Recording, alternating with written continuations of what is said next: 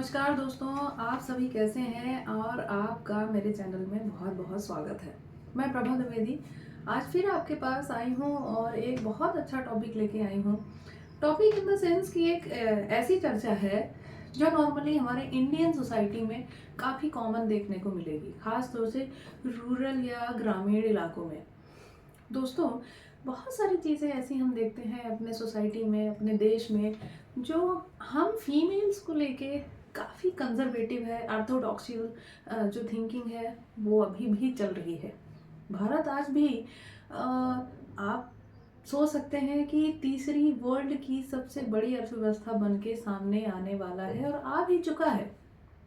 अपने देश का जो एक जलवा है, अपने देश का जो एक स्थान है, वो विश्व स्तर पर काफ़ी अच्छा और अग्रणी हो चुका है। जैसा हमारा व्यापार क्षेत्र में प्रदर्शन रहा है, हमारी टेक्नोलॉजीज, हमारा हर कुछ मीन्स मैं ओवरऑल 360 डिग्री डेवलपमेंट की बात कर रही हूँ। And India is also become very soon as developed country. और ये हो सकता है कि पंचवर्षीय यानी 5 सालों के अंदर ही हो जाए।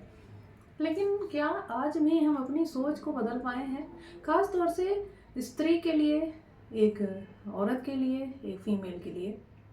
भले ही किसी भी लाइफ स्टेज में अगर हम बात करें तो बेटियों को लेके आज भी हमारे समाज में ऐसा क्या है जो हम नहीं बदल पाए? बहुत बेसिक सा कॉन्सेप्ट है जो मेरे मन में हमेशा हमेशा सवाल है कि दोस्तों, आप और मैं अगर हम बैठे हैं, एक स्त्री भी बैठती है आके, तो उसके बीच में, आपके बीच में, हमारे बीच में एक तहजीब या एक अनुशासन का, बोल सकते हैं आप, एटिकेट्स का एक जो सिस्टम होना चाहिए वो अप्लाइड होना चाहिए, फॉलो होना चाहिए। फिर ये जो वर्ड आता है एक पर्दा प्रथा का, घूंघट का, ये कहाँ से आया? क्या आपको लगता है कि हमारे भारतीय संस्कृति में घूंघट का कोई स्थान रहा है कभी? मुझे तो ऐसा लगता है कि किसी भी वेद या पुराण में इस चीज़ का कोई भी खुलासा ही नहीं है। कहीं भी कोई भी लेखन ही नहीं है कि किसी देवी ने, देवता ने, या किसी माता ने, गुरु ने, किसी ने भी घूंघट को लेके कुछ भी वर्णन किया हो। तो ये कहाँ से आई प्रथा? मुझे ऐसा लगता है, I am not saying that I am expert, but मुझे ऐसा लगता है कि अंग्रेज़ों ने जब भारत में शासन करना शुरू किया, उसके पहले मुसलमानों ने किया। और आप बोल सकते हैं कि जो मुग़ल शासन था उसमें बहुत सारे राजा और उनके क्षेत्रों में, उनके जो अधिकार क्षेत्र थे उसमें कब्जा कर लिया जाता था। तो जाहिर सी बात है कि उनकी रानियों को भी बंदी बनाया जाता था और उन्हें भी जबरन निकाह करके या उनको जबरन अपने साथ रख के बहुत सारा शोषण भी किया जाता था। उससे बचने के लिए ही घूंघट प्रथा का जो उदय है वो हुआ। घूंघट आया कि हो सकता है कि चेहरा ना देखने से हमारे घर की जो औरतें हैं, फीमेल्स हैं, वो बच जाएं। लेकिन दोस्तों, ये जो चीज़ है ये तो हुए कई 100 साल बीत चुके हैं। लेकिन आज गांवों में इसको लोगों ने उल्टा सोचकर अनुशासन और मर्यादा, परंपरा का नाम देकर औरतों का शोषण करना शुरू किया हुआ है। अभी भी हम अपनी सोच को क्यों नहीं बदल पाए? क्या कारण है कि आप उसको, उसका चेहरा ढकवा देते हो और फिर सब कुछ बहुत अच्छा हो जाता है? ऐसा क्या कारण है? सिर्फ चेहरा बस ढक जाने से आपकी मर्यादा का पालन हो रहा है, ये किसने बोला? मुझे तो ऐसा नहीं लगता है कि कोई मर्यादा का पालन हो रहा है अगर किसी औरत ने अपना चेहरा ढक रखा है, बल्कि उल्टा आपको देख के 4 लोगों के सामने आप उपहास का पात्र हैं। क्योंकि अगर किसी इंसान ने चेहरा ढक के रखा है तो यानी वो अपराधी है। उसने कोई चोरी की है, या उसने कोई अपराध किया है, या उसने कुछ गलत किया है। इस वजह से वो अपना मुंह नहीं दिखाना चाहता। और आप इस तरह से अपने घर की लक्ष्मी को रख रहे हैं, दैट इज़ वेरी रॉन्ग।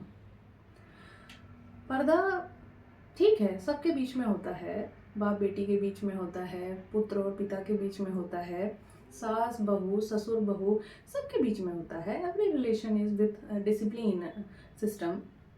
बस इसका मतलब ये तो नहीं है कि आप किसी इंसान को पूरा कवर कर दो पत्ता गोभी की तरह। ये नहीं होता। ये बहुत ही गलत विचारधारा है और आज भी भारत के कई सारे ऐसे ग्रामीण इलाके हैं जहाँ पर औरतों को बहुत प्रताड़ित और शोषित किया जाता है। आप अगर इमेजिन कर सकते हैं कि अगर कोई भी प्राणी अपने पूरे स्वतंत्र रूप में ना रह के पूरी तरीके से बंधक बंध के रहता है, तो वो कितना अच्छा कर सकता है अपने जीवन में, कितना अच्छा करेगा? बिल्कुल भी कुछ भी नहीं कर सकता। मैं अगर अपनी बात करूं, और यदि कोई भी आज के समाज में एक शिक्षित लड़की है जो कि ये समझती है कि मुझे भी आम तौर पर एक नॉर्मल इंसान या नागरिक की तरह जीने का पूरा अधिकार है, तो मुझे नहीं लगता है कि मर्यादा परंपरा का ढांचा देकर ऐसी लड़कियों को झोंक देना चाहिए।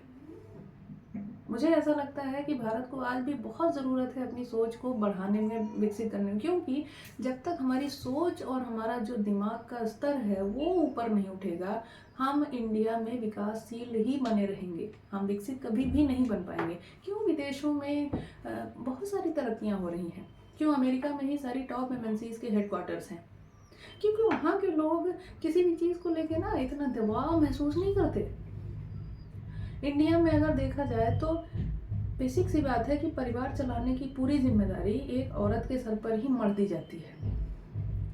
लेकिन आप अगर मुझे कोई ये बताए कि सिर्फ औरत ही बच्चे संभालने का काम करती है, गृहस्थ जीवन में सारा काम करती है, फिर आज की डेट में वो आत्मनिर्भर भी बनने का चाहती है, तो भी वो उसको ही सारा काम करना है, ऐसा कहाँ लिखा हुआ है? मेरे मन में बहुत सारे सवाल हैं, लेकिन मैं चाहती हूँ कि आप लोग भी इस विषय में एंगेजमेंट अपना दर्ज करें, आप लोग भी इन्वॉल्व हों। क्या राय है आपकी घूंघट को लेके? क्योंकि ये एक ऐसा वर्ड है जो कि बहुत ही मेरे हिसाब से बहुत ही छोटा स्तर का शब्द है, और जो सोच वाले ऐसे लोग हैं जिनको ऐसा लगता है कि औरत पर्दे में है तो घूंघट में रहना चाहिए, तो दैट इज़ नॉट फेयर। और ये बहुत ही दुर्भाग्यपूर्ण स्थिति है अपने देश की कि आज भी हमारा देश इतने कट थ्रोट कंपटीशन में इंटरनेशनल लेवल पर परफॉर्म कर रहा है, every stage, every field and every stream, but देश के ही अंदर इस सोच को हम अभी भी नहीं मार पाए। और अगर यकीन करिए, अगर कोई स्त्री किसी परिवार को किसी परिवार में एक शिक्षित स्त्री है, तो ऐसी अगर अपने देश में होती है तो कितना देश आगे जाएगा, कितना तरक्की होगी। क्योंकि स्त्री के बिना कोई भी जो सृष्टि की संरचना है उसका एक आप कल्पना नहीं कर सकते।